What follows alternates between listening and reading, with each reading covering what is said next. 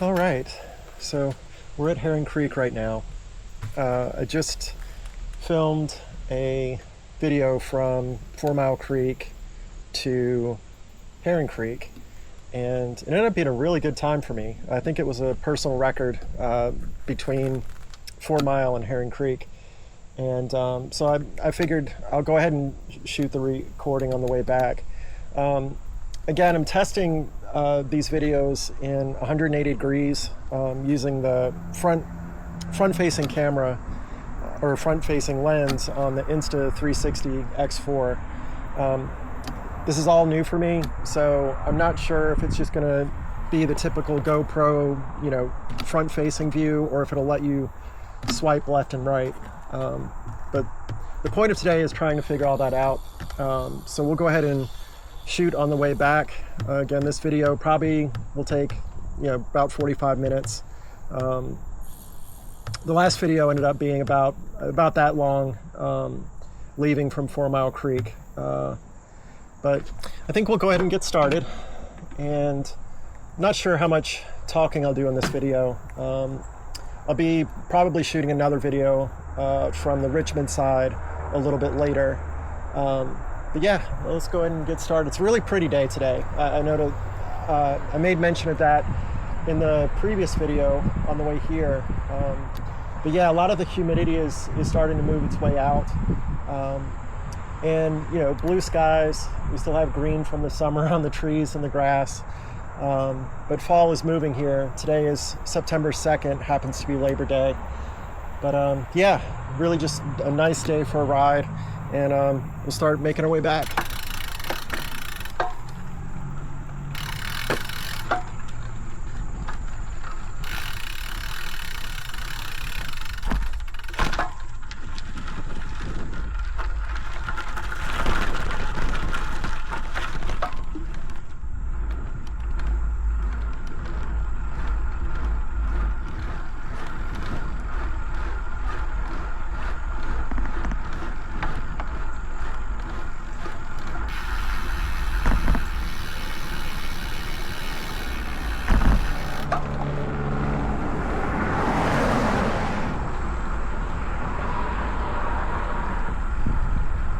So one change I made before starting the ride today is I'm in the process of testing a variety of mounts.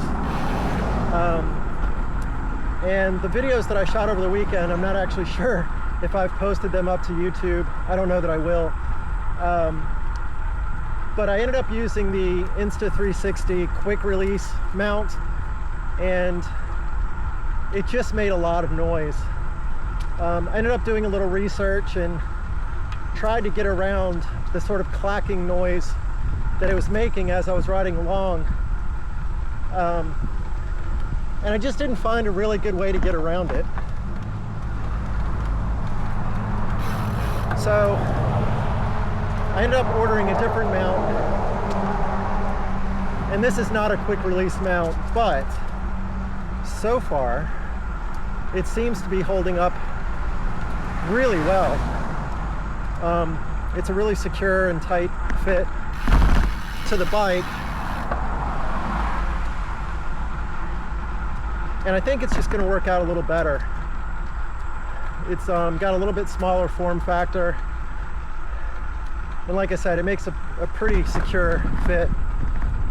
I'm not so worried about the camera moving around. I mean, it's gonna be moving around because I hit a lot of bumps, which may or may not show up on video.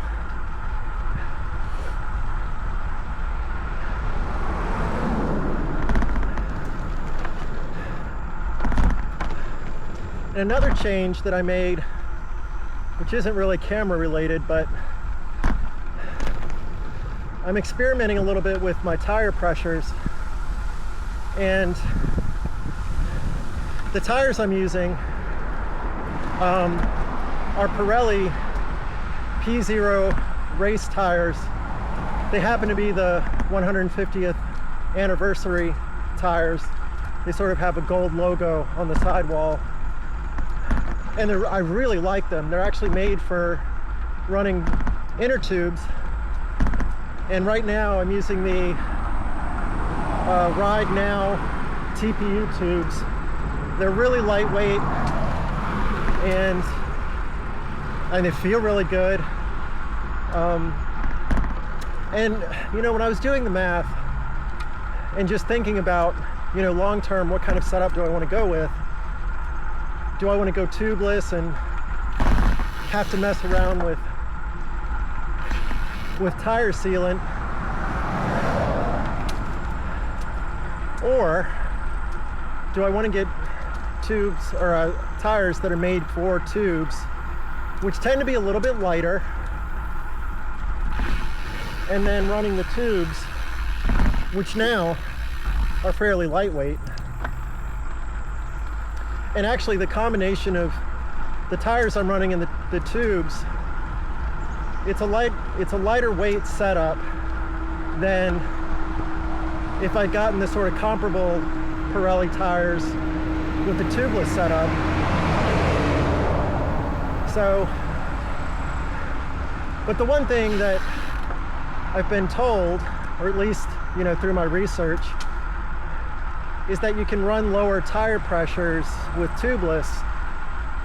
And so I was really hesitant to stray too far down when thinking about what tire pressures I want to run with my current tires. I'm running 28C Pirelli tires with the TPU tubes. So I've been generally running the pressures around 75 PSI, and I'm pretty lightweight. I generally weigh about 140 pounds. I like to say I'm aerodynamic,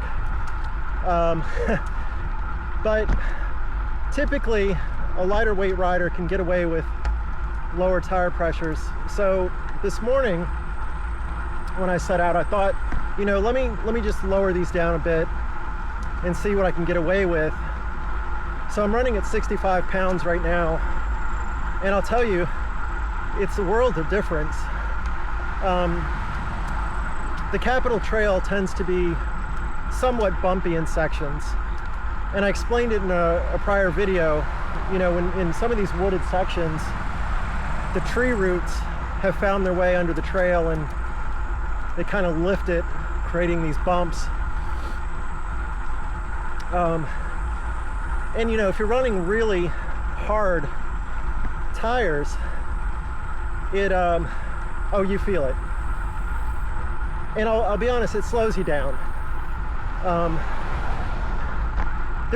Obviously there's a lot of debate if you do your research, look at some of what others are posting in videos on YouTube, you know, from the likes of GC Performance and GCN.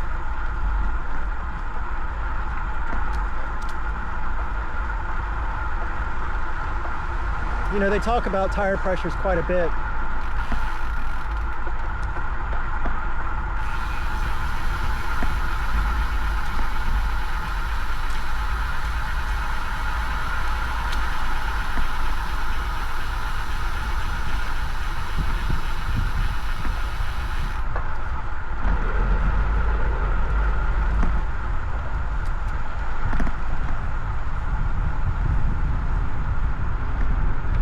And so I think my verdict here,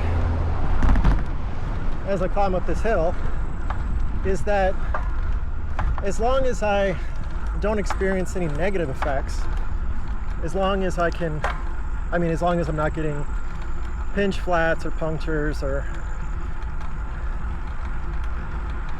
anything that would detract, then I think I'm going to keep running this comfortable setup. I don't know that I would go any lower,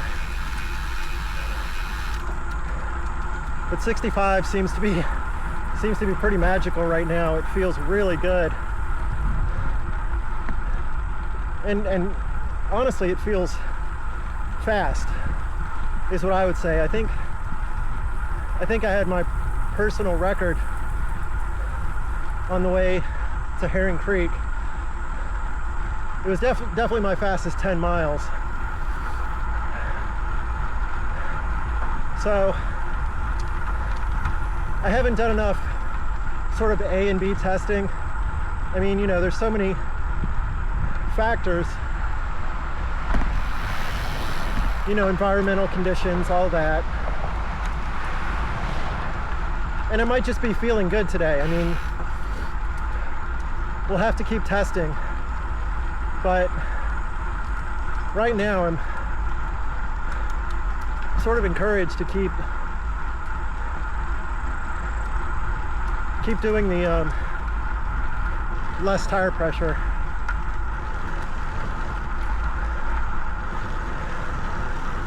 It is so much more comfortable. There's some bumps on that section that we just passed that usually irritate me. You know, I'm trying to get up to a certain speed. You know, say that's, I don't know, like on this stretch, sometimes like 19 or 20 miles an hour, somewhere in that range. And, you know, you hit a series of those bumps and it just knocks the wind out of your sails.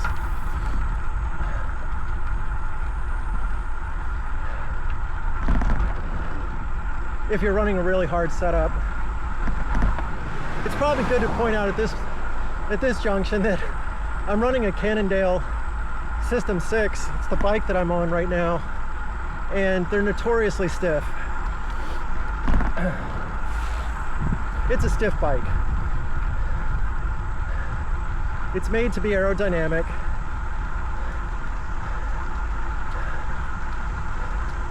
And it is not made for comfort. So anything I can do, whether it's tire pressure or something to do with the saddle, or I did change out the stem to a slightly shorter one.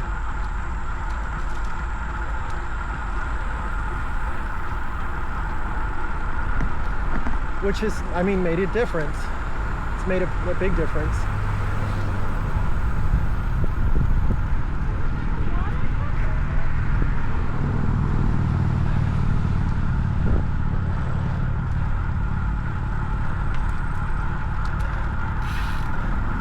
And I bring all this up because, I mean, after all, this is a cycling channel. And as I noted in my little introduction video, that a lot of it is really just to document sort of what's going on, whether it's something to do with the Capital Trail or something to do with, you know, something I'm doing to change my setup. I don't know if it'll necessarily help others. I guess this person's waiting for me. I'll take it. Thanks.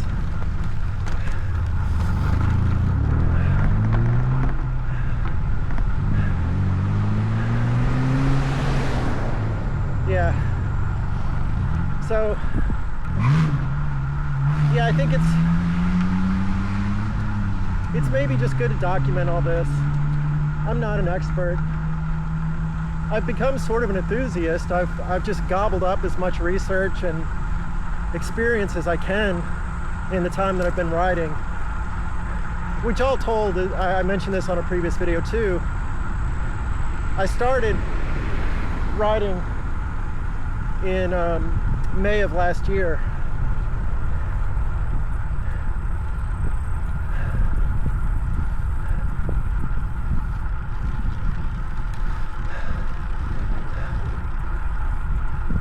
I was wondering if that guy had a problem, but looks like he just wanted to pull over to text. Yeah, I started riding in May of last year, and you know, rode quite a bit. You know, took some trips, rode a lot of the Capital Trail. I got to experience some gravel trails, paved trails, you know, just different elevation. And just got a sense of, you know, the different types of surfaces. And I started out on I bought a Trek hybrid. I think the model is an FX2. And really, that was sort of at the suggestion of a friend. I knew nothing about bicycles.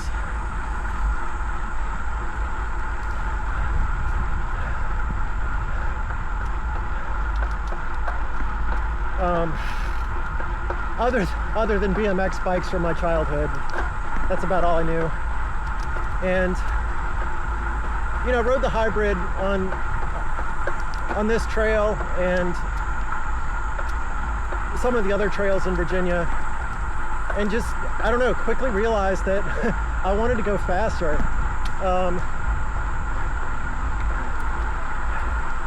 And you know, started watching racing on television.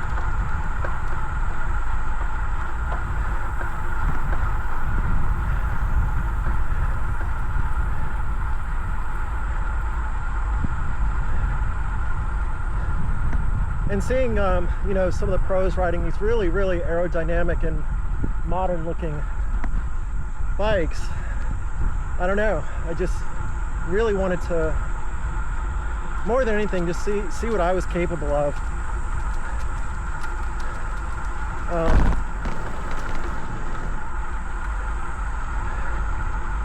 And I think in some ways I've kind of surprised myself.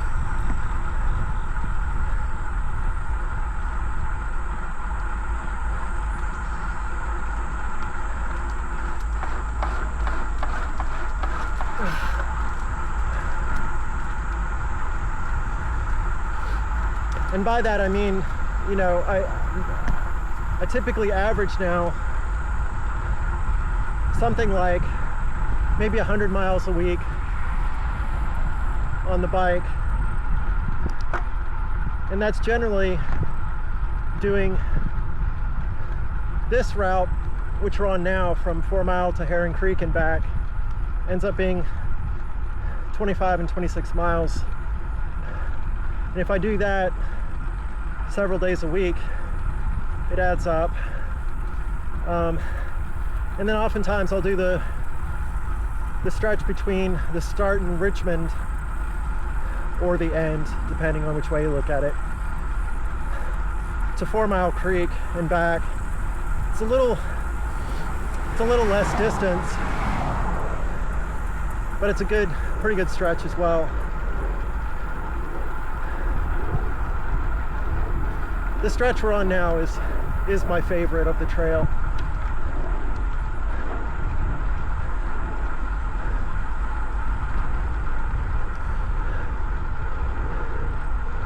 There's a bit to see, and you get a mix of being out in the open like we were just now, with cornfields on the left and the right, farmland, and then you come into sections like this where you're sort of in the woods and you still have Route 5 next to you. You're always aware of that, but when there's not a lot of traffic, you can sort of convince yourself that you're just riding through the woods.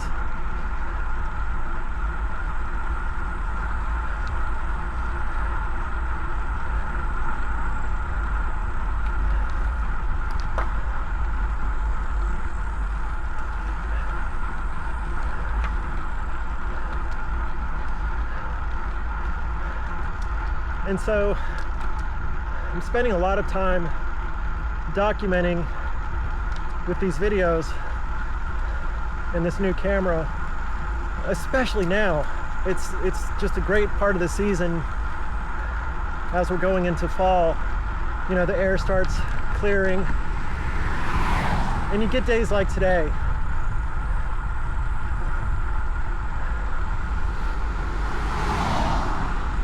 Everything's still very green. The sky looks very blue. I'm already looking forward to the springtime.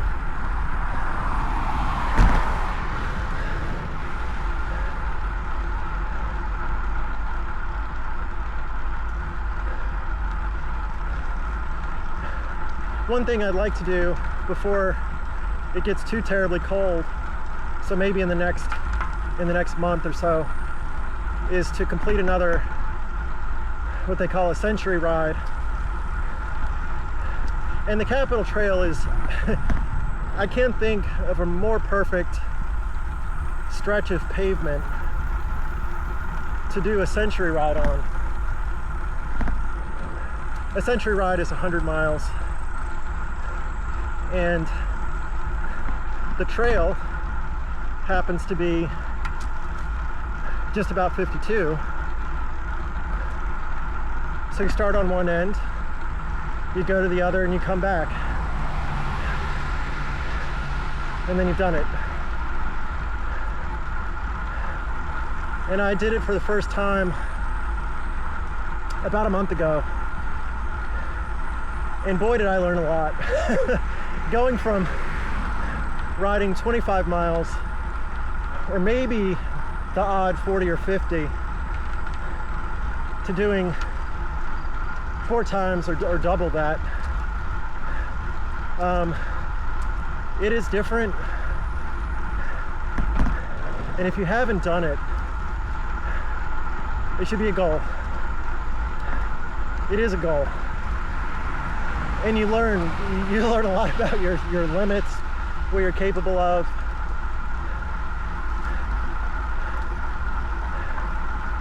And I was not treating it, especially the first time out, like a time trial. I really focused on just pacing myself. I wanted to complete it. That was the goal.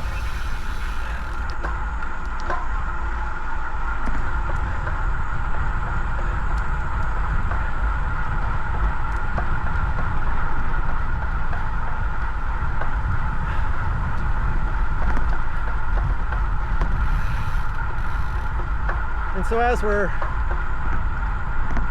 making our way back, I'll just talk a little bit about my experience with that.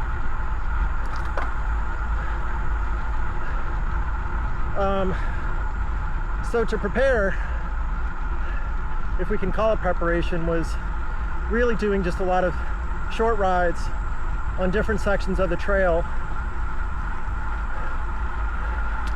over maybe the month and the couple months leading up to it.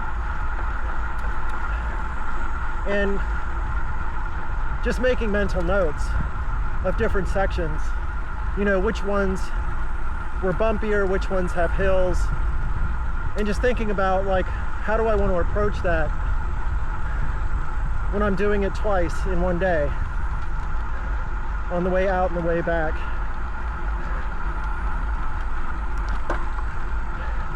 And so I started early in the morning. I think I got on the trail about 6:30. That's when I started.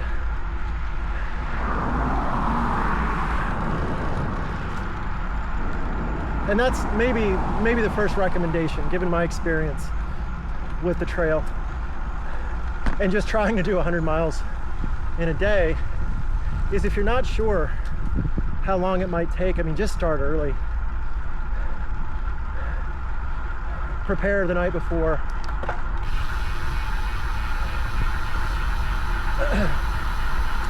I'll just go down this hill.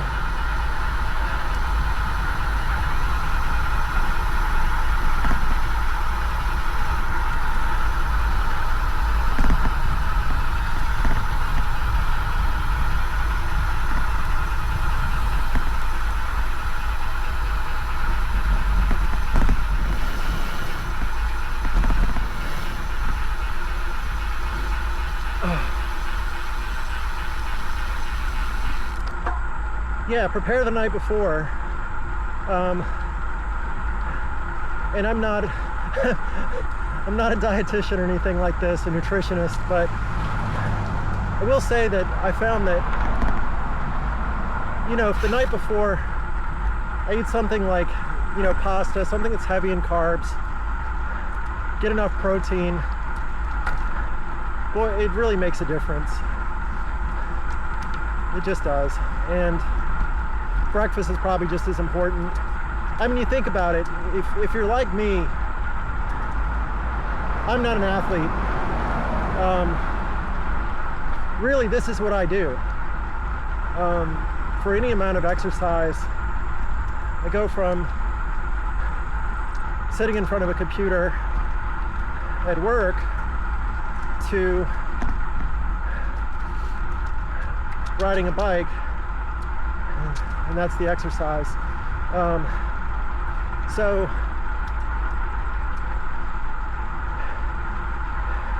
if you're one that doesn't get as much exercise, you're going to be expending a lot of calories on that day. And I do think that fueling and hydration is probably the most important thing.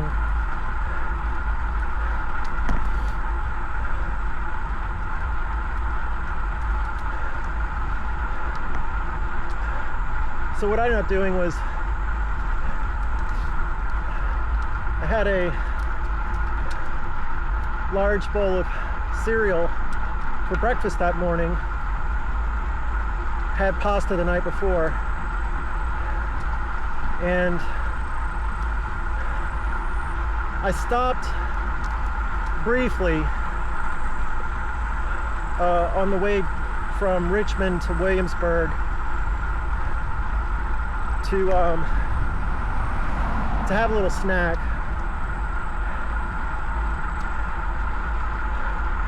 So that was like a protein bar or a Cliffs bar type thing. And then once I got to Williamsburg, I stopped at Spoken Art, and depending on the day that you go, that can be a pretty quick turnaround. And you can sort of make that your lunch, or second breakfast as I call it. I think I got there about, I don't know, 9:45.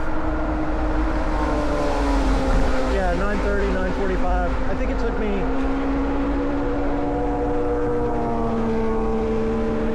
just under 3 hours. I'm not sure if we caught that. Motorcycle was very loud, but yeah, getting from Richmond to Williamsburg took me just about 3 hours. So it really, when I was stopped and eating there, it was more like second breakfast.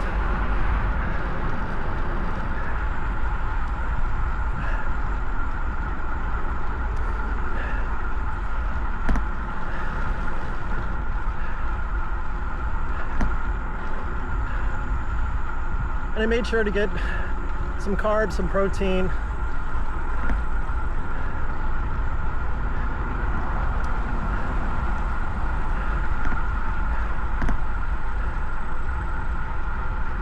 And while I was there, I downed a Coke.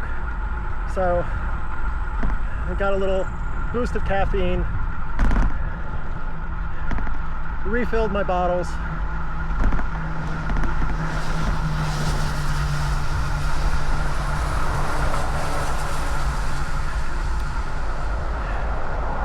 And then on the way back, I think it took me maybe just over 3 hours.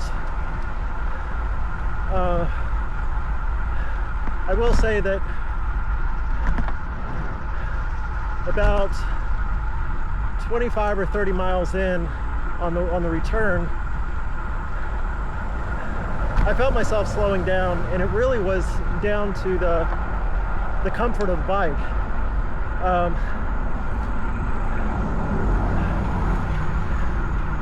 Yeah, I started to really feel the saddle at that point. Every little bump started to feel really bad. All right, we're gonna go down this hill. I'll just shut up for a minute.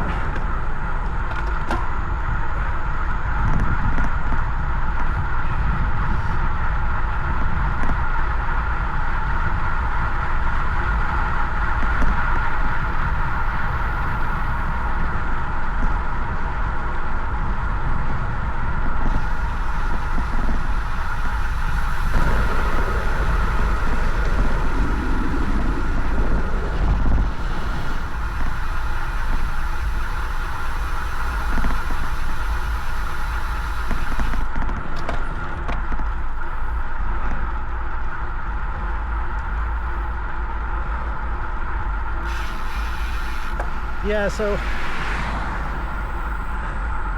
my ride back was a little bit slower on the way than on the way out. But the takeaways were many. You know, I learned a little bit about how I should be refueling as I'm riding. Things I can do for comfort. What I was talking about earlier about tire pressures has made a huge difference.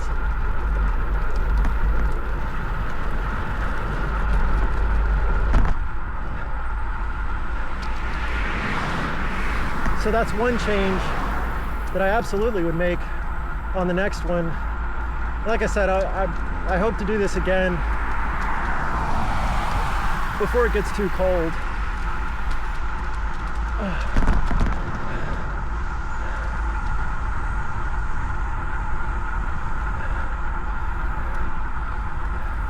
But I already know that next ride will be more comfortable than the previous one, just from what I've experienced today. Oh, the difference that 10 pounds in tire pressure makes.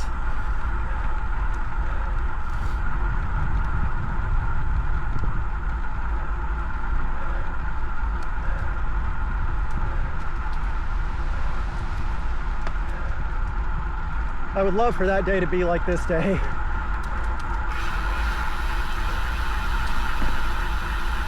As far as the temperature and everything.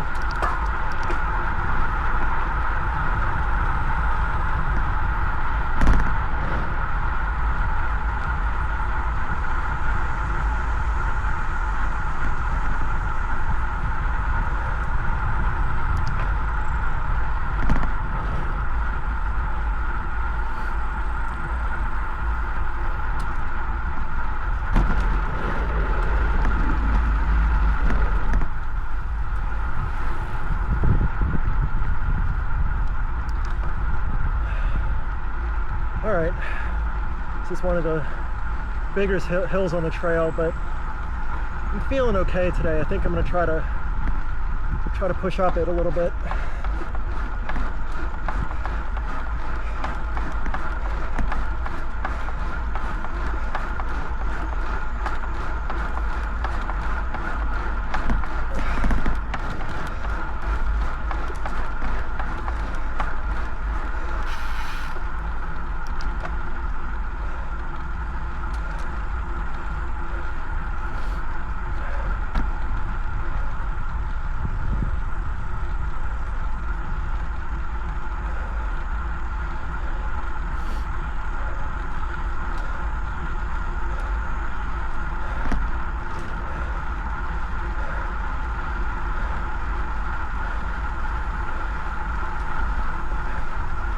Really trying to take advantage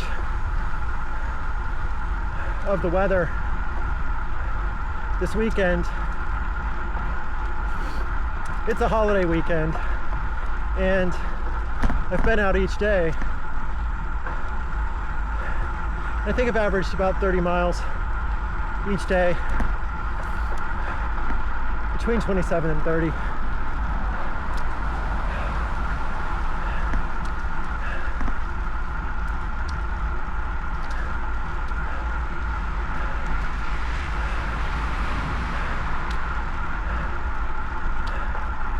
Before long, you know, the days will be shorter and it'll start getting dark around 5.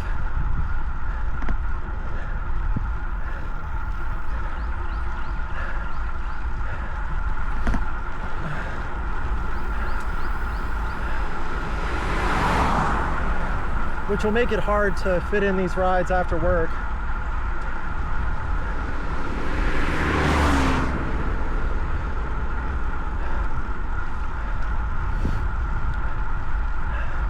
I do have some vacation time coming up before the end of the year, and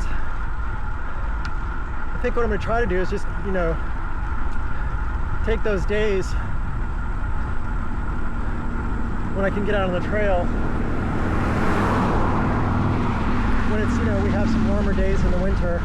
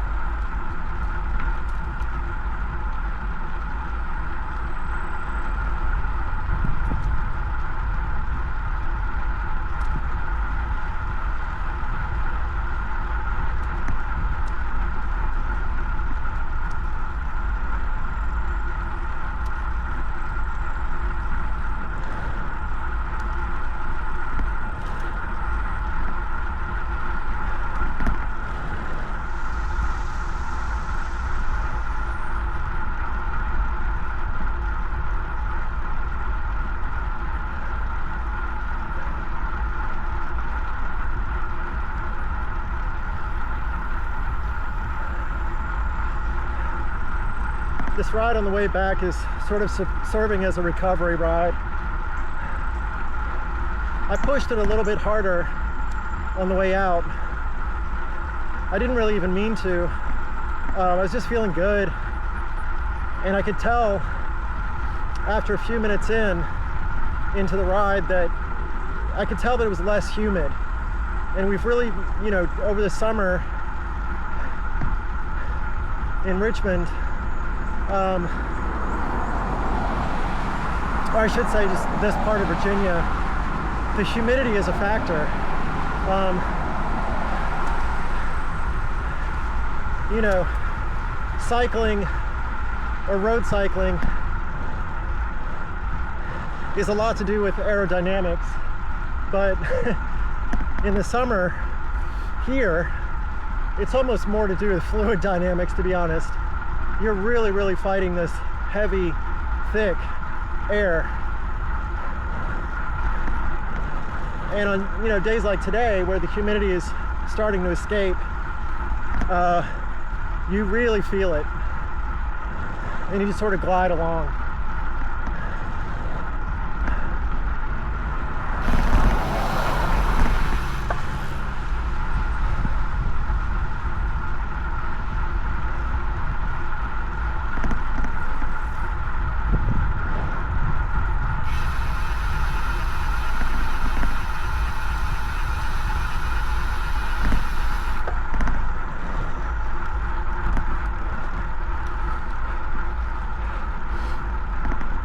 A lot of the cycling that I've done has been in the summer months, you know, sort of late spring into the summer. And last year, I didn't really experience the cold on the bike. I fractured my ankle on November 5th of last year. And that sort of put me out of commission for a couple months anyway.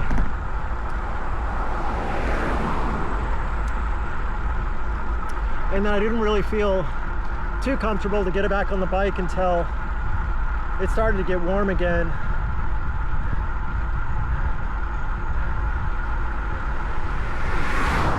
I was mainly worried about the ankle. So, ankle's all healed, and I'm looking forward to experiencing that a little bit. You know, how's it going to be different? Other than just the temperature being colder, you know, is the wind going to be more of a factor? What's it going to be like with the lack of humidity?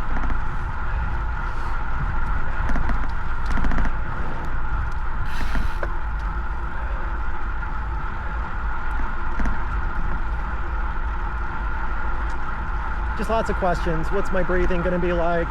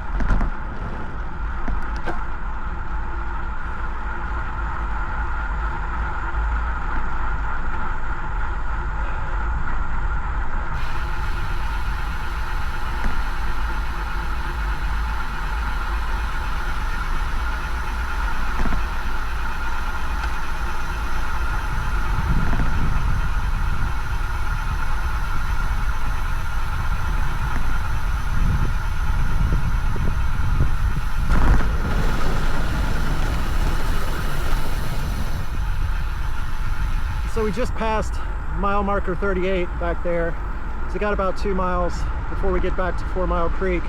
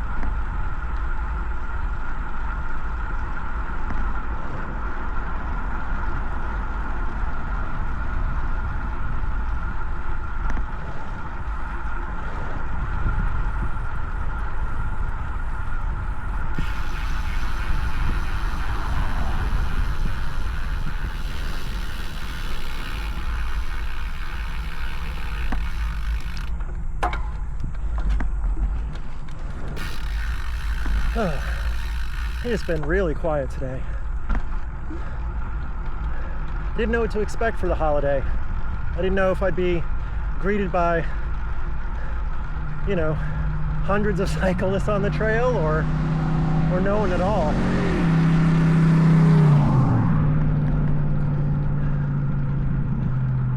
It could be that a lot of people were cycling in the morning. It was cooler, that's for sure. There was some cloud cover this morning.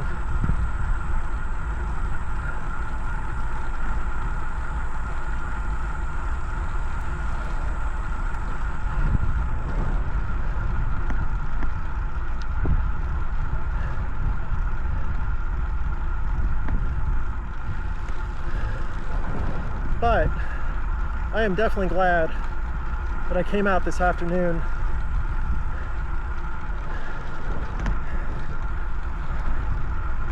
According to my watch, it's about 4:30, and the clouds have pretty much moved out. There's still a few hanging around, but you know, at the end of the summer here, it's very just picturesque. Get this very green shade, this very dark green shade in the grass and in the trees. When the sky is blue, it's really nice.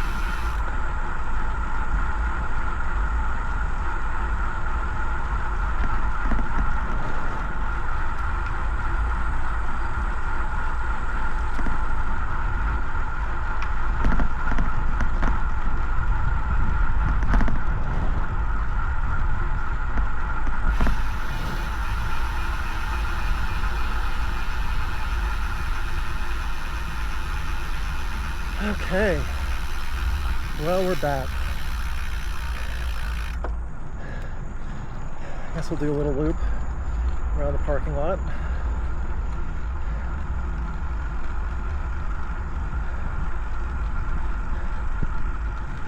So I think the plan now for me is to go across the street, and there's a Dairy Queen. It sounds great right now. It's the summer, it's warm,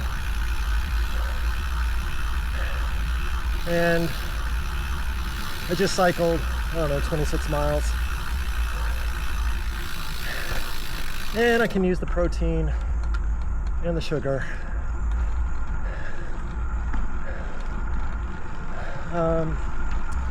And then I'm probably gonna ride some more, I think.